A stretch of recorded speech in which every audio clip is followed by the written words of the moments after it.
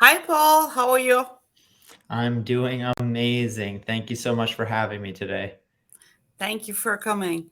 And with Paul, we're going to talk about physical self care and how that affects your mental health, wellness and why it's important. So, Paul, tell us a little bit about yourself first. Yeah, of course. Well, again, it's an honor to be here. And my background, I have done coaching for a long time in all areas. And I started as a personal trainer. So I Mhm. did in person, one on one coaching at a gym for almost 10 years. I worked with clients for a long time, one on one, then online. From personal training, I got very much into nutrition. So those two things are, obviously very much related. People who want to exercise want to learn how to eat right. So I learned about nutrition. And then from there, I started to get much more interested in the mental side of wellness Mm-hmm. and how physical health and well-being, fitness, exercise, nutrition were only a piece of the overall puzzle. And I started to learn more about psychology and behavior and emotions and things like that so that I could help people with the more total picture of wellness, not just with the body, the mind, the Mm-hmm. spirit, all that stuff. Yeah, that's perfect because that's really important. People, I see a lot of times people go to the gym and they do a lot of work, but then they come out of the gym and they're all exhausted and it's just physical tiredness, but mental tiredness, and they don't really get like full workout because their mind was not there. They did something for the body, but nothing for the mind. Yeah, 100%. And that's what I learned is that it's the entire thing matters. You can't look at just one piece and not pay attention to the rest of it, right? You think of it like a fitted bed sheet, right? So like if you pull on one side, that one corner, the other corner pops off, right? As Oh, like that's and that's how it is with our body and our mind, our nutrition, our exercise, our sleep, our stress, right? Stress is a huge part of this. mm-hmm, Your body doesn't know the difference between physical stress in the gym and stress at work and stress at home and stress at family. So all of this stuff is stress. So people will be looking at something and just thinking like, well, I just want to lose weight or I just want to get in shape or I just want to eat better. But they're not looking at the total picture, which is how much stress, how much sleep, what's going on in my work life, what's going on in my family life, how much time do I have, a million other things, a million other factors that go into this. And then people get frustrated. It's like, why is this not working? And it's like, well, you're looking at one piece of the puzzle and trying to do the whole thing, but that's not how this works. mm-hmm. Okay, well, tell us how to do self care for mental wellness. So, I mean, it's a big question, right? Mm-hmm. It's one of those things, Actually, yeah. right? It's one of those things. It's easier said than done, and everything is a little bit more complex. And I think that that's the place to start is to realize and respect that it's a hard thing. It's a hard thing that you're wanting to do, and there's a reason that everyone wants to focus on self care, mental Mm-hmm. wellness, physical well being. It's because it's not easy. We don't have Mm-hmm. this stuff inherently, right? You don't see people setting a goal to watch more Netflix or to eat out more fast food. And that's because those things are easy to do and they come without any effort. So when you're And talking about something like, mental, physical well being, you have to come at it with the understanding that like it's going to be a challenge. And that's like the place I start with everyone. mm-hmm. Because it's also it depends on different countries you live. Here in America, it's really cultural things to just eat and not to work out. Right. So it's programmed from the people who try to sell. They sell food that is not good. They just want you to buy more food. And if you're not exercising as well, then you're gonna need more food because it's one thing. It's like you're gonna get depressed. Your body is just bigger, and when your body is bigger, it needs more food Right. to. R Right, and that's a perfect example, right? Like, people exactly what I was saying, like, there's multiple aspects and things that go into this. So, culture, environment, these things have a huge Mhm. effect, right? If you live in a place where you have easy access to a gym, that makes a Mhm. big difference. If you live Yes. in a rural area where the closest gym is an hour drive away versus, I have 3 gyms within a 5-minute walk from me, that's a big difference, right? Mhm. Your environment, the family that you grew up with, what culture did you grow up in? Some cultures are much more revolved around food. People will say all the time, like, oh, like I just need to like stop eating X, Y, and Z, but my family eats this every night. And it's like, well, that's going to be a Mhm. challenge for you if you're trying to eat less bread, but you live at home with a big Italian family and every night there's bread and pasta and there's things on the Mhm. table. It's like, but again, we have to respect that.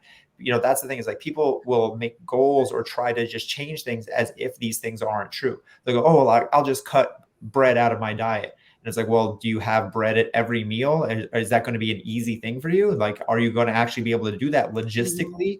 If you're, again, say someone, a lot of patients, people live with their family. So, I have clients all the time who they go, oh, I live, I want to eat healthier, but I live with my parents and my parents cook. And it's like, well, then how are you going to make your parents change what they cook? You're probably not. So you're going to have to figure out a way to do this that doesn't involve your the way that things are right now.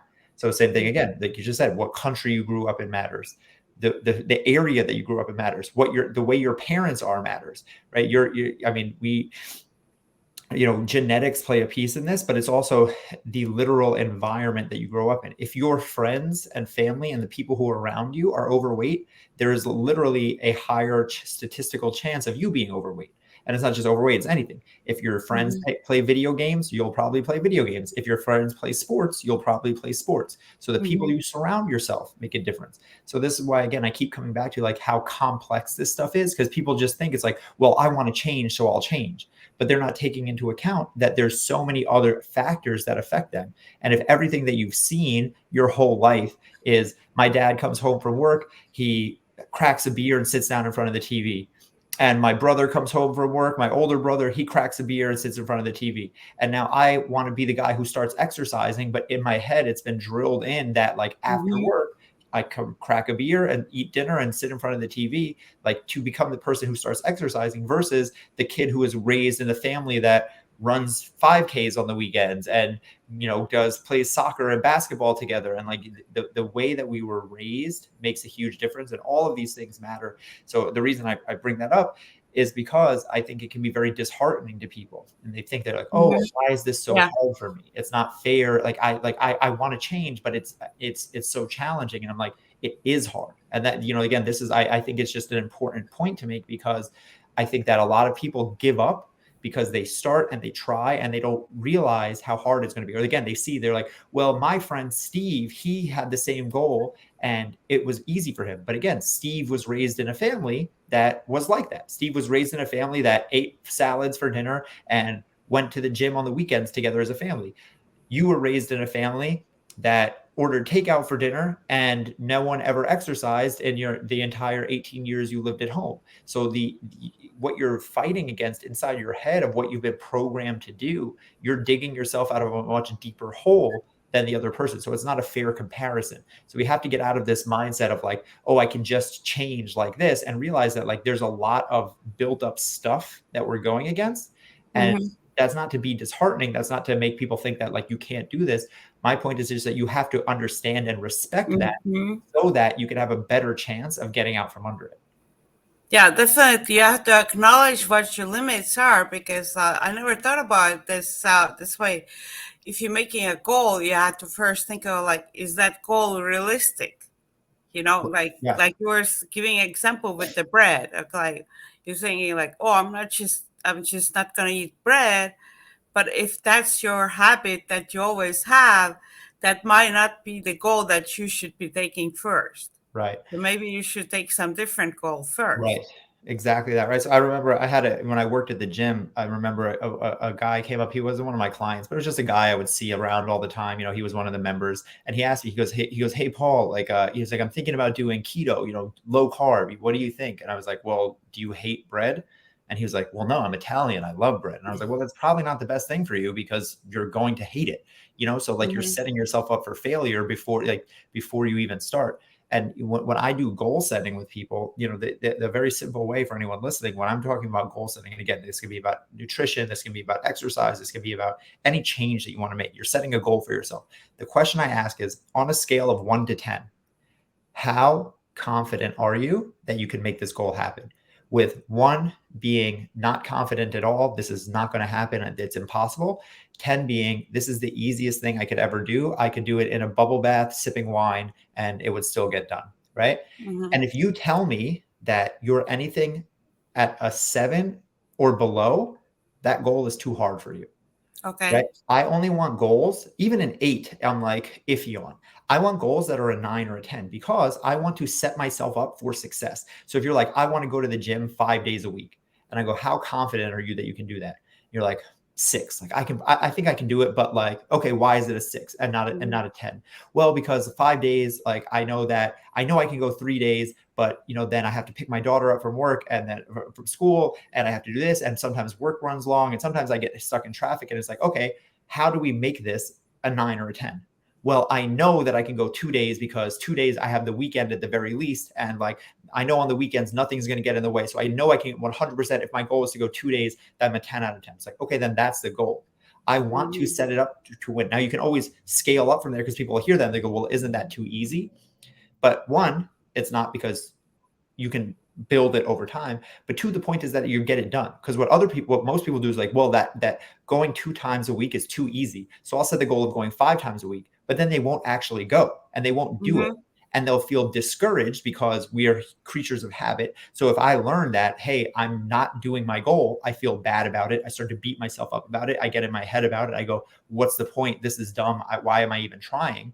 Whereas if I am doing the goal, that mental self-talk is the opposite. It goes, wow, I'm really doing this. I'm making it work. Yeah, I'm doing my 2 times a week. I set my goal. I did it. Okay, next week, maybe I'll try 3. Okay, a month from now, maybe I'll try 4. But now I'm building positivity and a mental spiral going upwards, as opposed to setting myself up for failure over and over, where now the mental self-talk is like, I can't do this. I'm a failure. Even if, right? Perfect example. I like the gym example again, because it's like, perfect example is, say I set the goal for 5 days and I only go 2, right?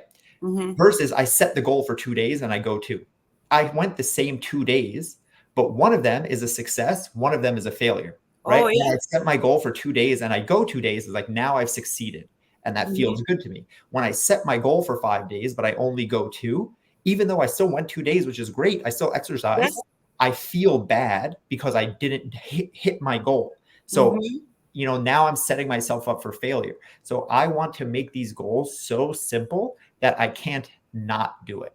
And that's how you build success into your life. And again, over time, in the beginning, it starts out small, but over time, when you continue to do that, you keep building. And now all of a sudden, 6 months from now, a year from now, you're in a very different place, and it doesn't feel so overwhelming. Most people get very overwhelmed in goal pursuits, and then that's why they quit. They go, oh, this is too hard. I can't do this. And they just stop.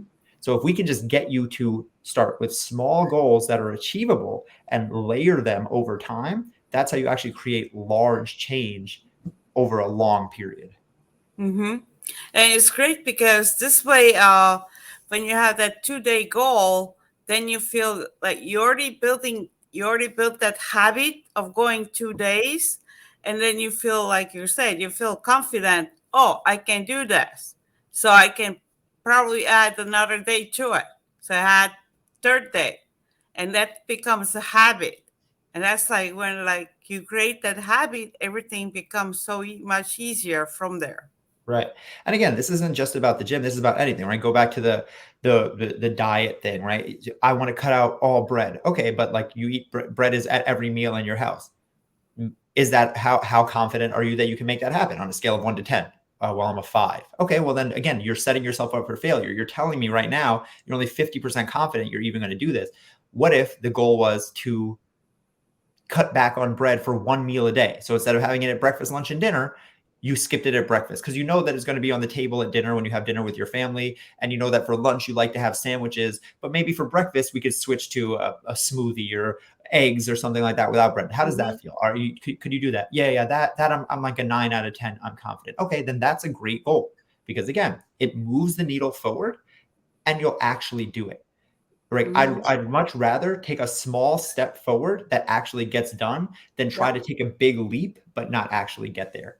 Hmm. That's actually, I put like in my daily to do list, I put some like little things as well, like really tiny things. Let's say, what would be a little thing like do the dishes or something like this, little things, not just on my big goals like I had to call the client, new client or something like this, but little things that are easy to check off, because then I see more check marks, done, done, done, and it feels better, and I like there's bigger things are easier to get done as well. Yeah, and that there's a reason for that, right? It's psychological. Your brain again is habit based, so it wants to see positives or negatives. Everything is either moving forward or moving back, right? That's what my brain is looking for. Is this moving me forward or is this moving me back? So all of these little goals that you're checking off is like, oh, that feels good, that feels good, Mm-hmm. that feels good. That's showing my brain I am someone who gets things done. Mm-hmm. I check things off. So now if my big goal, like you said, is to, let's say, edit a podcast, and I know that takes me like 2 hours every day. That's Mm-hmm. the only thing on my to-do list. And I'm looking at my to-do list and I'm like, oh my God. But then if that's the thing on my to-do list, but on it is also do the dishes, fold the laundry, go for a walk, eat a salad. And I check those off, check those off, check those off, check those off. Now I have 4 out of 5 checked off. In my brain, it's like I'm supposed to finish that last thing because I'm already almost there. Yeah. I've checked off 4 out of 5 things. And this also brings up the importance of something I talk about a lot on my podcast and with my clients is celebrating small wins. People will think Yes. something like that is silly, but it's like, again, there's a reason for that. That when you do something and you celebrate it, it's giving yourself that little hit of dopamine. It's making you feel good. And that's how you create habits. When people have a habit, it's because your brain feels good when you do something, so it wants to repeat that thing. So when you take something like doing the dishes or doing a workout or eating a healthy meal, these things are not inherently motivating unless you make them motivating by making them something that feels good. Especially when you Mm-hmm. talk about something like a workout or eating a healthy meal, these things are actually can be negative because they're hard, right? Like Mm-hmm. exercising is hard. You feel sore after, you feel tired after. Eating a healthy meal, might be hard because you're choosing, something that tastes maybe less good over a cheesecake, right? If I'm eating vegetables instead of cheesecake, I'm not getting as much instant pleasure and gratification from that. So I need to trick my brain into thinking that this is a better deal for me by patting myself on the back, by saying great job, by checking it off on my journal, by doing something that celebrates that. So my brain gets the message of like, oh, this is still a good thing. I didn't, it's not about that I lost out on the sweetness of the sugar. This is about Mm-hmm. something good is happening. So having those very small goals that you're able to check off literally throughout the day. I mean, writing them down and physically checking them off it does that thing. That's a celebration to your brain. These are the things that we have to look at. And again, it can seem almost silly because it's like, well, what's that actually doing? But it serves a purpose. This is not just like, okay, it's like just some woo-woo stuff. Like this is literally how you trick your brain to trigger seeking these behaviors in the future. Mm-hmm. Yeah, and with the gym, it's the same way. Like when you go to the gym and you do like you can put like set up like the exercise that you're planning to get done, and same thing like, oh, I already did this one, then next like do the legs, then the arms. Right. So And that's one of those things, right? It's like, one, this is why, if you want to talk specifics about exercise, this is why having a plan is so important, right? Someone who goes to the gym and just like to go to the gym, don't get me wrong, if you're just going to the gym, it's great. But if you go to the gym with a written down workout of like, I'm going to do 1, 2, 3, 4, and I know I'm going to do 3 sets of this, 4 sets of this many reps, this many of this, you're much more likely to get through that because you have a list that you can literally go down and you're writing into it, okay, I did this many reps for this one, this many reps for this one. And that is motivating in and of itself, right? Whereas if you go to the gym with no plan, you might get something done, but sometimes you'll just kind of like, I don't really know what to do. I kind of would just like, mhm. which again, something is always better than nothing. So I'm not downplaying that. But if you want to be the most efficient and get the most out of your time and get the most bang for your buck, then having a plan in that sense will definitely be beneficial. And also, again, you can think about it like these small celebrations, right? Like like these are why people who go to the gym a lot will celebrate things like PRs, like personal records and stuff like that. It's like, it's a Mm-hmm. big deal because you need to give yourself something to strive for and something to celebrate when you achieve it. It's an achievement. If I've never run a mile and then I run a mile, that's a big deal. And then if the first time I run a mile, it takes me 15 minutes, and then next week I run it and it takes me 14 minutes and 30 seconds, that's a big deal. Like, these things matter. They're easy to gloss over because you can say, someone will easily say, well, some people run a mile in 7 minutes or 5 minutes. I'm supposed to run it faster. And it's like, but that's not what's happening. The point is that you are doing better than you did in the past. And that is the win that we're focused on. Mm-hmm. And I think that's why you were bringing it out just now, like not to compare yourself to others. Yeah, 100%. I mean, it's that old saying, comparison is the thief of joy. And it 100% is, right? It was just everything I've been talking about right now is how do you trick your brain into being motivated? How do you trick your brain into wanting to do the things that are good for you? And the best way to trick your brain into not wanting to do the things that are good for you is to compare yourself for others, because that's a losing game. There are always going to be people who are faster than you, stronger than you, richer than you, younger than you, whatever than you, right? Our brains, don't understand the world that we live in right now. Yeah. For a million years of evolution, you would have only met in your entire life maybe 100 people. You would live in a village with 50 people, and maybe you would meet 50 more throughout the entire 50, 60, 70, 80 years that you live on this earth. Mm-hmm. Now we live in a world with social media. Like, the fact that you and I are talking like this, my brain doesn't understand that we're not actually in the same room. Like, there's no reason that we should be able to talk and see each other in real time, and yet you're halfway, across the country. So it doesn't make sense to our brain. And our brain, now we go on Instagram or TikTok or Facebook, and we have 10,000 friends, or you can scroll and say 8 million people. So our brain compares ourselves, like we're used to it, again, evolutionarily, we needed comparison because we're social creatures, and you compare yourself to the other people in the tribe. Who's the strong one? Who's the leader? Who's the this, right? So we have comparison is built into our brain. And when we had small villages of hunters and gatherers, that was very important. Now we are still using that same comparison metric, but we're comparing ourselves to 10 million people on Instagram. And that is not a game that you can ever win, because there's steroids and there's Photoshop and there's all of this stuff. And then even without that stuff, when I worked at the gym, again, people would come up to me all the time and they go, oh, like, I just want to look like you. I want to be able to be in shape like you. It's like, but you don't have my life. I work at a gym, so I can work out 4 hours a day. Exactly. I literally live at the gym. I get here at 5 a.m. I don't leave until 8 p.m. at night. So like there's a protein smoothie bar right next to me. So like I like you're a mom with 4 kids, or you're a dad who runs a business. Like, we are not, you can't compare. These are it's not even apples and oranges. It's like apples and car tires. Like, they're just so completely different, but our brain doesn't understand that. Our brain just goes, we're both human. So why can you have this thing and I can't? And if you have it and I don't, that must mean that I'm worse than you. That must mean that I'm less than you. That must mean that there's no point in me trying. I should quit. And that's what all of this stuff is coming back to. It's like I said, it's either forward or backwards. I either keep going or I quit.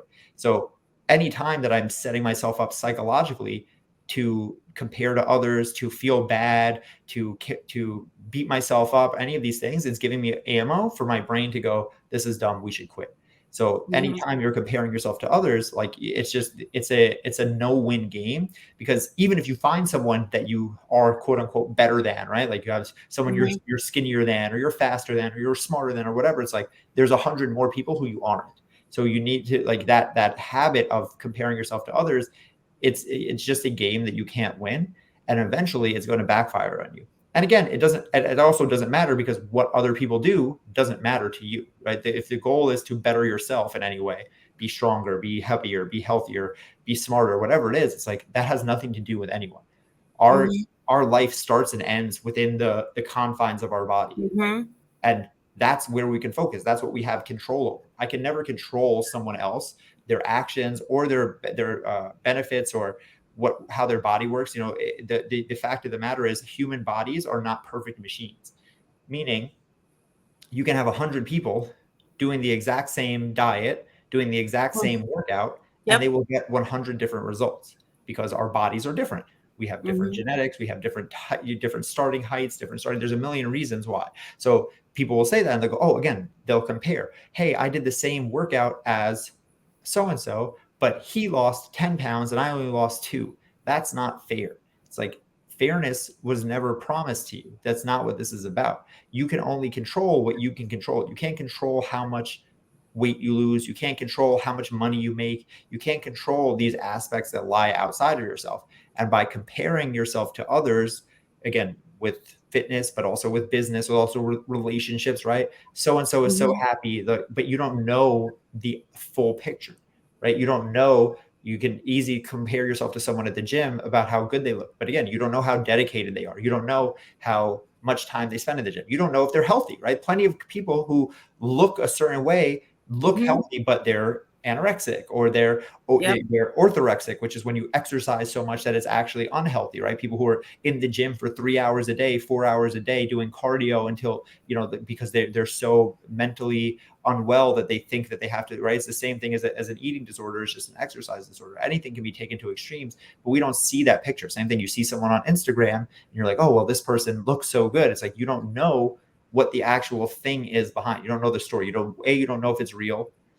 B, you don't know if it's actually healthy. So it's like that comparison only sets you up for failure. Instead, when you can focus on yourself and the reasons behind what you're doing and your own progress, right? Rather than thinking about how much faster so and so is than me, I can think how much better I'm doing today than I was 6 months ago. That's a much more motivating place to be. And that's something that will push me forward rather than drag me down. Mhm. So that you just brought up another thing for people, the viewers, to think about, like, what's your reason? So I think that's really important for mental health as well. Like, think about, like, what's your reason for you trying to get physical um, health? Yeah, I mean, exactly right. So my podcast is called Happy Healthy Human, and I have like 250 episodes right now, something like that. If you go all the way back to episode 1, literally the very first episode I ever made is called Start with Why, right? That's the whole Okay. thing. Why am I going to do this? Because everything I've been saying, especially in the beginning, I was talking about how hard this is going to be, how challenging this is going to be. So if you're going to do something hard and challenging, you have to have a good reason to do it, because otherwise it's going to get hard and you're going to say, screw this. Right. So that's what most people do, right? They go, I want to lose weight. Well, it's like everyone wants to lose weight. Oh, I want to be fit. Who doesn't? Right. I call these like magic wand goals, right? If someone could wave a Hmm. magic wand and just give them to you, you would take it, right? If someone walked out, if you were walking down the street and someone said, hey, do you want to be a millionaire? Of course you're going to say yes. You're just walking down the street and said, hey, would you like a 6-pack, or would you like to be 20 pounds lighter, or would you like to be like, it's like, you're going to say yes. But that's not the question. The question is, do you want to do the work that it takes to have that result?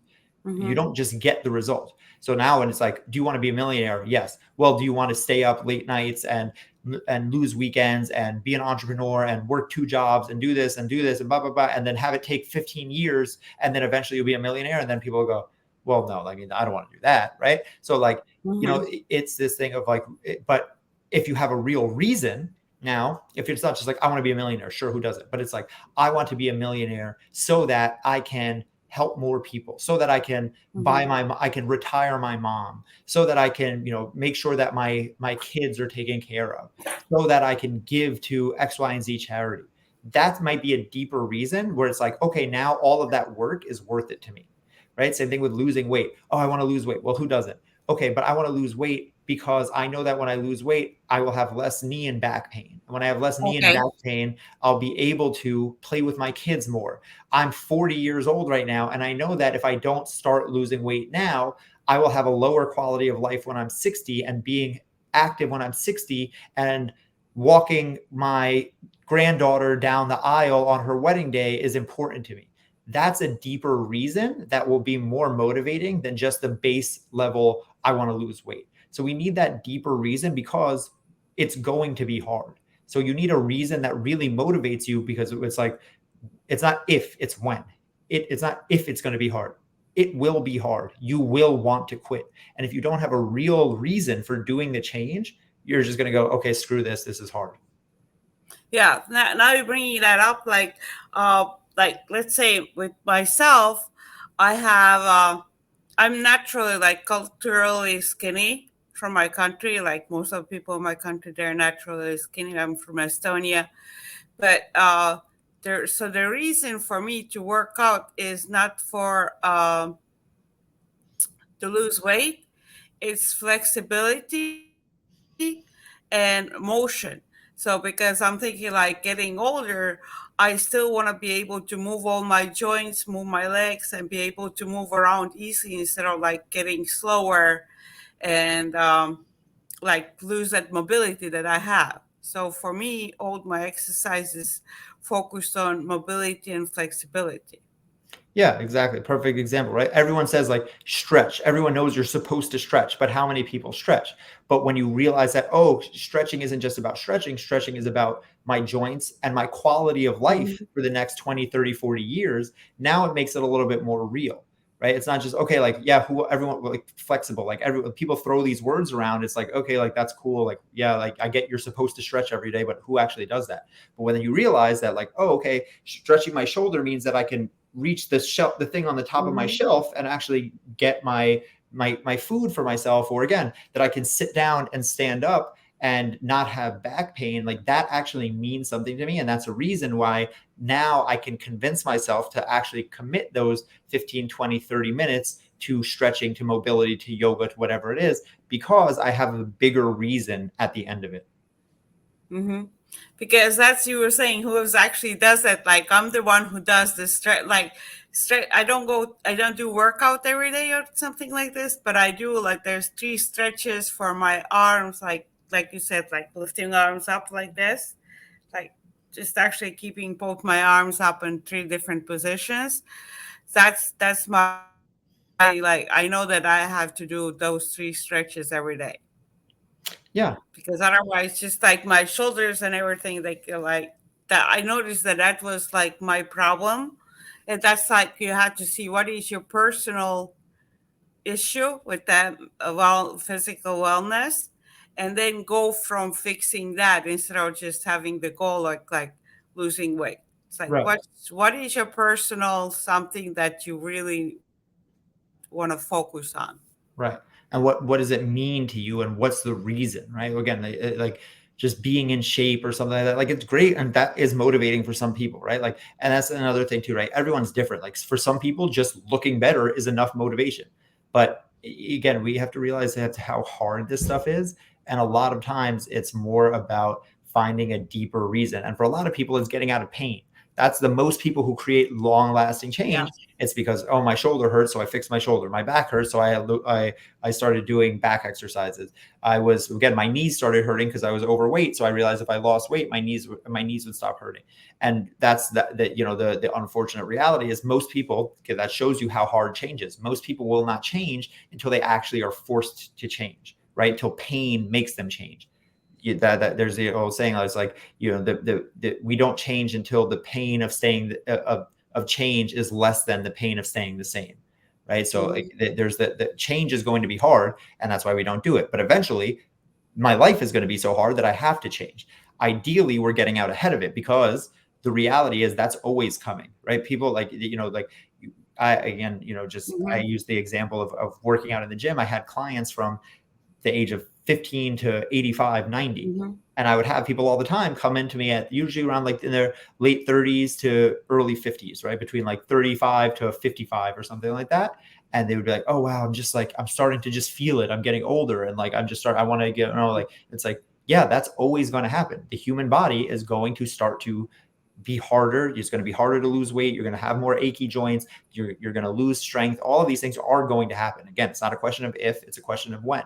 So since we know that to be the case, we have to be able to get ourselves going before that happens, because it's going to happen eventually. So we might as well start now, so that we don't actually put ourselves into a situation where we're digging ourselves out of a hole. Instead, we can move forward rather than waiting for everything to devolve so much that I'm forced into action at some point. Mhm. So let's get it like getting closer. So get back together. So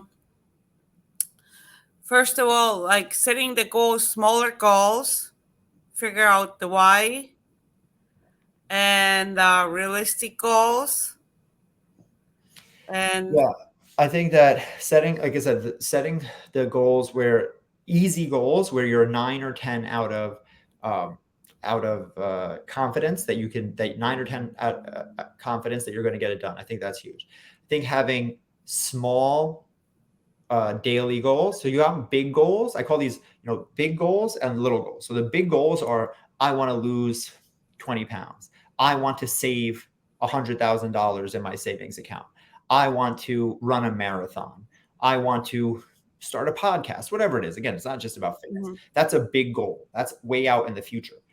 That's the goal that motivates you to move forward, right? It's like, okay, that's a goal that's like, I'm looking at the end of the year. I have a beach vacation coming up in 6 months. Like, I want to be here by that time. But then you need the smaller goals. I call these low hanging fruit, your daily action step goals. These are the goals that if you do them every day, they will get you to that big goal.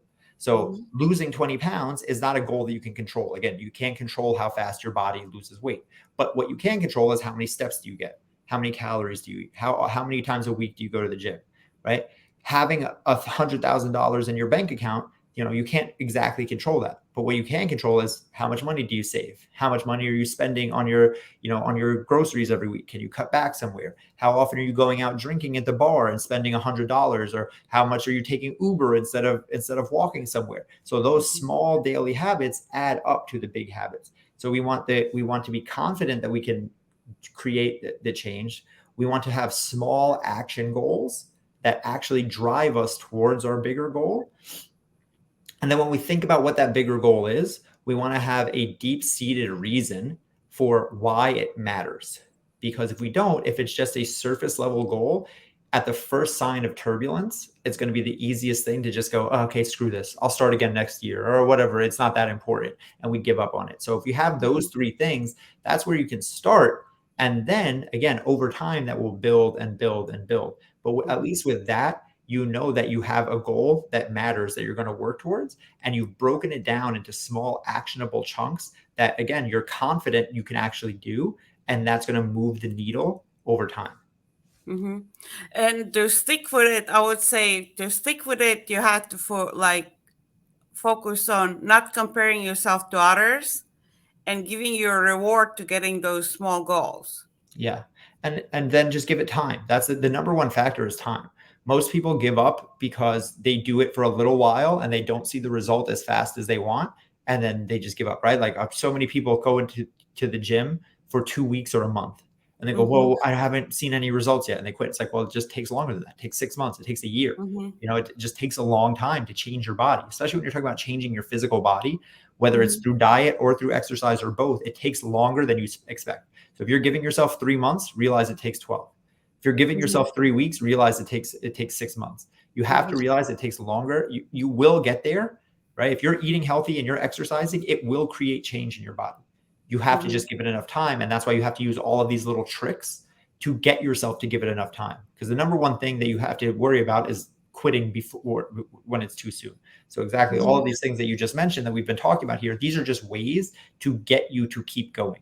If you do it long enough, if you exercise long enough, you will be better. It's just science. You can't, there's no way around it. If you stretch every day for a year, you will feel better a year later. That's just how it works. The question is, will you do it for a year and give yourself the opportunity to actually get there? And that's why we have all of these little things that we've been talking about up until now.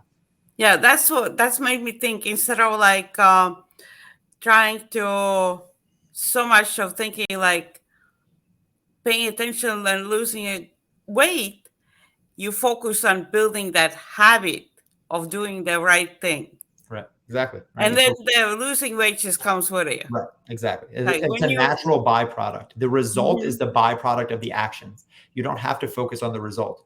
You focus on the actions. Right. I don't have to think I want to learn. I focus on reading every day. And learning is a byproduct of that. I don't have to focus on losing weight. I exercise and eat healthy, and weight loss is a natural byproduct of that. I don't have to focus on being stretchy and mobile. I stretch. I do a 30-minute mobility routine, and feeling better in my joints and my hamstrings is a natural byproduct of that. So it's focusing on the inputs that drive the outputs.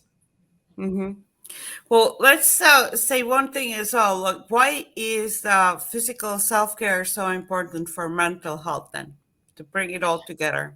Yeah, I think that they're, again, going back to what I said in the very beginning, it's all related. You can't have one without the other. So again, my podcast is called Happy, Healthy Human. And I say it's happy and healthy because to me, they're two sides of the same coin. You can't have one without the other. Someone who, the part of the human experience is using your body. And anyone who cannot fully express themselves through use of their body is missing out on part of the human experience. Your body is made to stand, to move, to run. When you have, again, you have kids, you have grandkids, you want to be able to run around with them.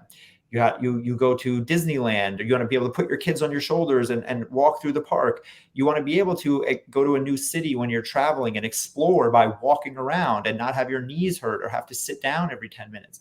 So part of life is having a fully functional body.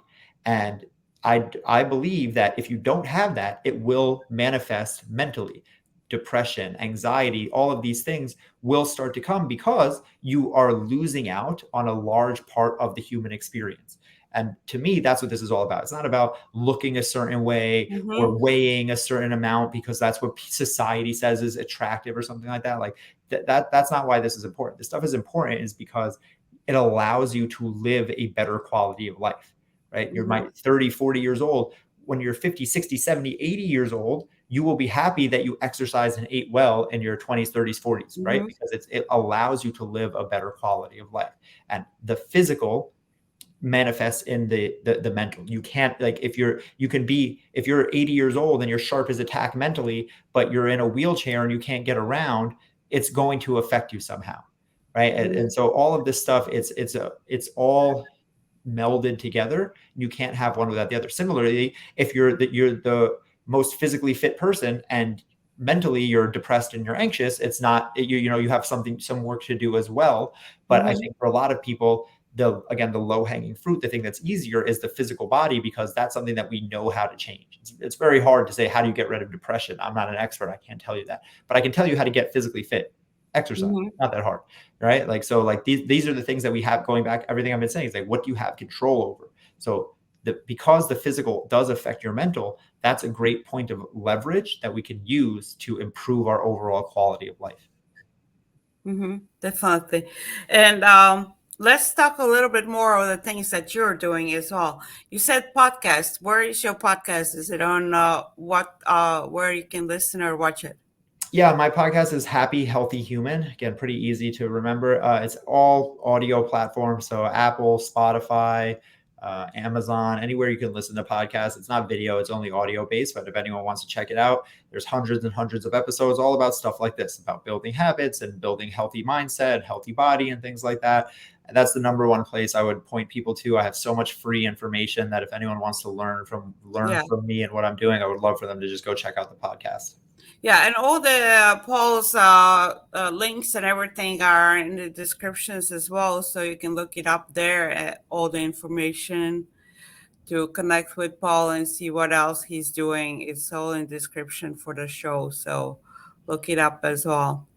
Any ending thoughts, Paul? No, I just, I appreciate you having me, and I hope that people took something away from this. I think that, again, it's really just about doing what you can do, making it easy on yourself rather than making it hard on yourself. I think people a lot of times think like, oh, well, like, you got to push, you got to be hard, it got to be this. It's like, this stuff is hard enough already. The way to success is finding it to make it easy enough for you. Obviously, there's got to be some challenge, there's going to be some struggle along the way, but you don't have to make that harder than it has to be. So find what the struggle is and make that easier. And then you celebrate what you're getting out of it. Exactly. Okay, thank you, Paul. And I hope everybody got more knowledge about how to take more physical self-care, so your mental wellness will be better as well. Thank you, Paul. Bye.